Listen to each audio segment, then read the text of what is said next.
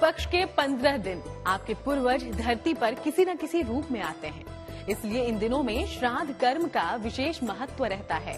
श्राद्ध कर्म के साथ साथ पितृपक्ष में पंच बलि का भी बड़ा महत्व है। इसके जरिए आप पितरों से आशीर्वाद पा सकते हैं। लेकिन पंच बलि है क्या और किस प्रकार पंच बलि दी जाती है, चलिए आपको इसके बारे में बताते हैं।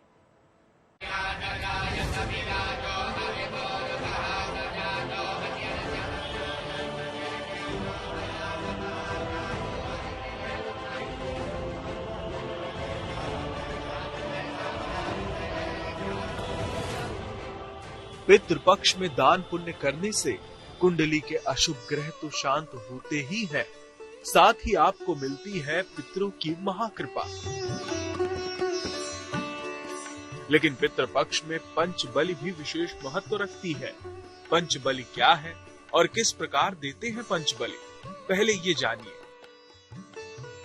पंच बलि की जहाँ तक बात करें तो हमारे यहाँ कहा गया है कि गाय के लिए, कौवा के लिए, कुत्ता के लिए, देवता के लिए एवं चींटी के लिए, ये हमारे 5 कारक हैं जो पंचबली के रूप में जाने जाते हैं।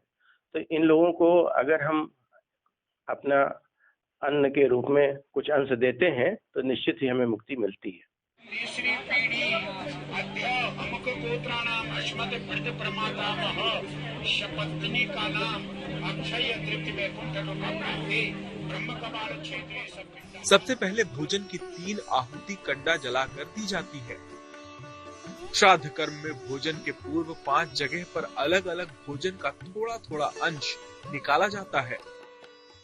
गाय, कुत्ता, चींटी और देवताओं के लिए पत्ते पर और कौवे के लिए भूमि पर अंश रखा जाता है। फिर प्रार्थना की जाती है कि इसके माध्यम से हमारे पितृ प्रसन्न हो। अब सवाल ये भी है कि पंच बलि में इन्हीं 5 जीवों का चुनाव क्यों किया जाता है? आखिर पंच बलि के लिए इन 5 जीवों का ही महत्व क्यों है? इसकी वजह भी ज्योतिषी में बताई गई है। इन 5 जीवों का विशेष महत्व यह है कि गाय चूंकि हमारे संपूर्ण जितने सनातन धर्म का कारक के रूप में माने गए हैं, संपूर्ण देवी देवता, उनको सबको जो है भोज्य पदार्थ दिया जाता है। उसके बाद अगर कुत्ते को देखा जाए तो कुत्ते से हमारे पुरखों की तृप्ति होती है। कौओं को देखा जाए तो राहु, केतु और शनि आदि की तृप्ति भी होती है। उसके साथ ही पितरों को भी मुक्ति मिलती है। और उसके बाद अगर देखा जाए तो भिखारी है, उनको भी हम देते हैं, लेकिन देवताओं को देने से ब्राह्मण के रूप में भी माना गया है। जो ब्रह्म का ज्ञाता है उनको भी अन्न देने से भी हम देवता का स्वरूप के रूप में ब्राह्मणों को भोजन कराते हैं, जिससे हमें मुक्ति मिलती है। उसके बाद अगर देखा जाए तो जो चींटी को हम खिलाते हैं तो वो पुरुषार्थ और हमारे परम जो है पराक्रम का कारक माना जाता है और इसके कारण से हमें मुक्ति मिल जाती है। पंच बलि के लिए 5 जीवों का चुनाव। कुत्ता जल तत्व का प्रतीक है, चींटी अग्नि तत्व का प्रतीक है, कौवा वायु तत्व का प्रतीक है, गाय पृथ्वी तत्व का प्रतीक है और देवता आकाश तत्व का प्रतीक है। इस प्रकार इन 5 को आहार देकर हम पंच तत्वों के प्रति आभार व्यक्त करते हैं। केवल गाय में ही एक साथ 5 तत्व पाए जाते हैं, इसलिए पितृपक्ष में गाय की सेवा विशेष फलदायी होती है। मात्र गाय को चारा खिलाने और सेवा करने से पितरों को तृप्ति मिलती है, साथ ही श्राद्ध कर्म संपूर्ण होता है।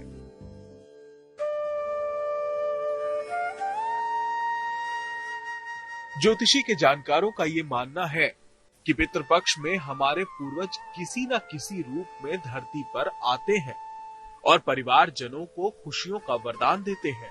इसलिए पितृपक्ष में कौवा, गाय, चींटियों आदि जीवों की सेवा करने का विधान है। तर्पण और श्राद्ध से तृप्त होकर पूर्वज अपार सुख और संपन्नता का आशीर्वाद देते हैं और साथ ही आपकी कुंडली के शनि, राहु, केतु भी शांत हो जाते हैं।